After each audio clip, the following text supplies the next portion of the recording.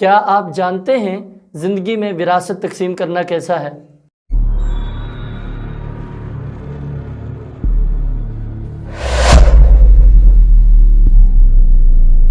نحمدہ ونصلی علی رسولہ الکریم اما بعد فاعوذ باللہ من الشیطان الرجیم بسم اللہ الرحمن الرحیم یوصیکم اللہ فی اولادکم للذکر مثل حظ الانثیین۔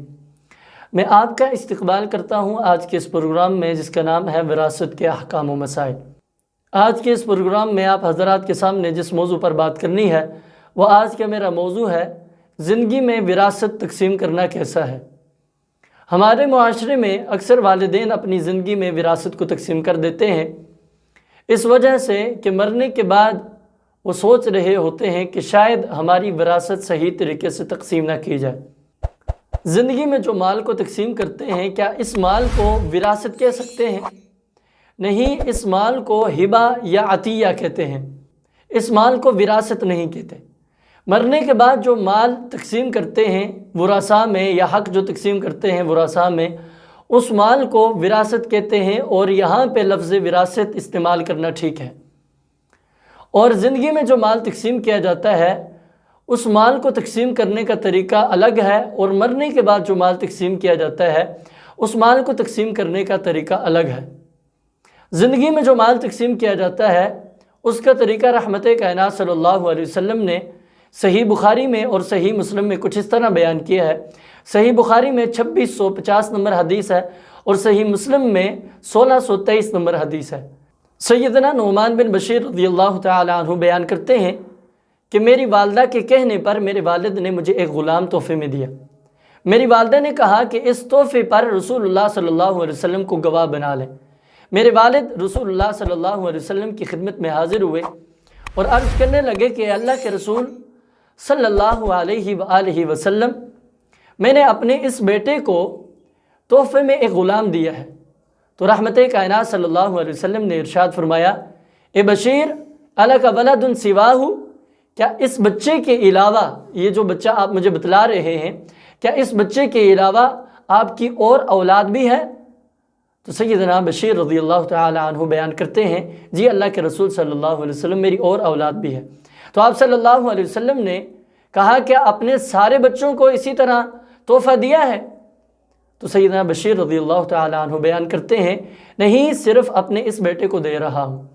تو آپ صلی اللہ علیہ وسلم نے ارشاد فرمایا، اللہ سے ڈر جاؤ اور اپنے بچوں کے درمیان عدل کیا کرو، اور ارشاد فرمایا فلا تشہدنی علی جور، تم مجھے ظلم پر گواہ بنانا چاہتے ہو؟ اور ایک روایت میں لفظ آتے ہیں لا اشہد علی جور، میں ظلم پر گواہ نہیں بنتا۔ تو اس حدیث سے معلوم ہوا کہ اگر آپ اپنی زندگی میں مال کو تقسیم کرنا چاہتے ہیں تو طریقہ یہ ہے کہ آپ بچوں کو اور بچیوں کو برابر حصہ دیں گے۔ ولد جو لفظ ہے یہ بچیوں کے لیے بھی اور بچوں کے لیے، دونوں کے لیے استعمال ہوتا ہے۔ مرنے کے بعد وراثت تقسیم کرنے کا طریقہ کیا ہے؟ سورۃ نساء سورۃ نمبر 4 آیت نمبر 11 میں اللہ ارشاد فرماتے ہیں، یوصیکم اللہ فی اولادکم للذکر مثل حظ الانثیین۔ اللہ رب العالمین تمہیں تمہاری اولاد کے بارے میں تاکیدی حکم دیتے ہیں کہ وراثت تقسیم کرنے میں مردوں کو 2 عورتوں کے برابر حصہ دیں۔ اس آیت سے معلوم ہوا کہ مرنے کے بعد وراثت تقسیم کرنے کا طریقہ کیا ہے۔ اگر آپ اپنی زندگی میں وراثت کو تقسیم کرنا چاہتے ہیں تو 2 نقصانوں کا سامنا آپ کو کرنا پڑ سکتا ہے۔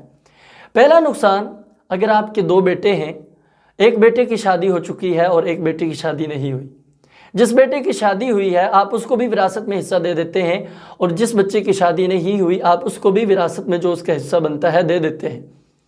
اب جس بچے کی شادی ہوئی ہے اگر وہ بچہ فوت ہو جائے آپ کی زندگی میں، آپ حیات ہیں، تو اس بچے کو وراثت سے کچھ بھی نہیں ملتا، آپ کی وراثت سے کچھ بھی نہیں مل رہا۔ آپ کی ساری وراثت آپ کے اس بچے کو ملے گی جو زندہ ہے، جو حیات ہے، جو آپ کے مرنے کے بعد زندہ رہے گا۔ آپ کا سارا مال اس کو ملے گا۔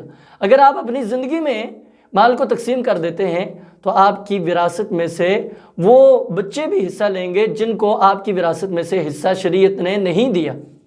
تو یہ ایک نقصان ہے، یعنی کہ آپ کسی کا حق اٹھا کے کسی کو دے رہے ہیں۔ دوسری بات یہ ہے کہ اگر آپ اپنا سارا مال اپنے بچوں میں تقسیم کر دیتے ہیں تو اس بات کو بھی دھیان میں رکھیے گا کہ کہیں یہ بچے آپ کو آپ کے گھر سے نکال نہ دیں، کل آپ کو کھانا ان سے مانگ کے کھانا پڑے، آپ کو ان کے گھر میں نوکروں جیسی زندگی گزارنی پڑے۔ تو اس لیے زندگی میں وراثت تقسیم کرنے سے بچیں۔ آخر میں آپ حضرات کے سامنے اس بات کو بیان کرنا چاہوں گا، اکثر بچے اپنے والدین کو پریشان کرتے ہیں، مجبور کرتے ہیں اس بات پر کہ میرا جو حصہ وراثت میں بنتا ہے وہ مجھے آپ اپنی زندگی میں ہی دے دیں۔ تو اس طرح اپنے والدین کو مجبور کرنا، پریشان کرنا، یہ غلط بات ہے، اور آپ تو ابھی حصے والے بنے ہی نہیں ہیں۔ آپ کا حصہ آپ کے والد کے یا والدہ کے مال میں تب بنے گا جب آپ کے والد یا والدہ فوت ہو جائیں گے۔ اگر آپ کے والدین حیات ہیں تو آپ کا یہ حق بنتا ہی نہیں کہ آپ اپنے والدین کو یہ کہیں کہ جو میرا حصہ بنتا ہے آپ کے پاس، آپ کے مال میں، اس کو دے دیں۔ آپ کا تو حصہ ہی کوئی نہیں بن رہا۔ تو اپنے والدین کو کبھی بھی پریشان نہ کیجیے اور مجبور نہ کیجیے اس بات پر کہ وہ اپنی زندگی میں مال کو تقسیم کریں۔ اگر وہ کرنا چاہیں تو اپنے بچوں کو اور اپنی بچیوں کو برابر تقسیم کریں گے۔ یقیناً آپ نے اس ویڈیو سے کئی ساری باتیں سیکھی ہوں گی۔ اگر کوئی نئی بات سیکھی ہے تو اس ویڈیو کو آگے لوگوں کے ساتھ شیئر کیجیے تاکہ لوگ بھی اس سے فائدہ حاصل کریں۔ وآخر دعوانا ان الحمدللہ۔